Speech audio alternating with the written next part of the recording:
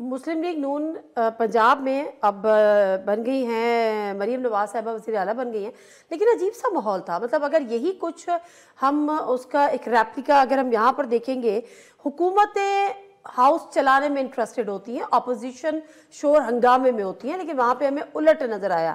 اور پھر میاں اسلم کہاں ہیں؟ آپ کا کوئی رابطہ ہے؟ کچھ پتہ چلا ہے آپ لوگوں کو کدھر گئے؟ میاں اسلم صاحب پشاور ہائی کورٹ سے انہوں نے بیل وہ کرائی. تو لے لی تھی، لیکن ابھی ان کا کچھ عطا پتہ ہے کہ وہ کدھر ہے؟ نہیں، یہ آپ لوگ دیکھ رہے ہیں نا، ایک ممبر اسمبلی اپنے اوت کے دن اپنے اسمبلی میں پیش نہیں ہو سکتا ہے. ان کے پیچھے جو ہیں وہ شکاری کتوں کی طرح پڑے ہوئے ہیں تاکہ اس کو اٹھا لیں، اس کو مارے پیٹے ڈرائیں دھمکائیں. تو لہٰذا، اور یہ صرف ایک میاں اسلم کے ساتھ نہیں ہے، جو بھی سپریم کورٹ میں کسی نے درخواست دی وہ اس سے تو لگتا ہے کہ جنگ جاری رہے گی. تو جاری رہے.